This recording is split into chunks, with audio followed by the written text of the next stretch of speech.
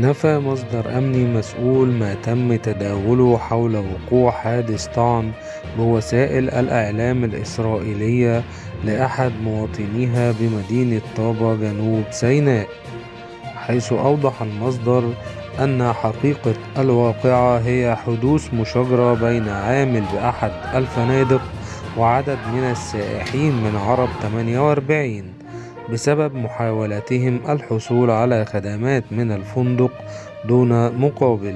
وأضاف المصدر أن المشاجرة أسفرت عن إصابة العامل بإصابات بالغة الخطورة، وكذلك عدد 3 عاملين مصريين آخرين، وإصابة 3 من السائحين عرب 48، وتم نقل الجميع للمستشفى لتلقي العلاج. وتباشر الجهات الأمنية التحقيق في الواقعة للوقوف على ملابسات الحادث.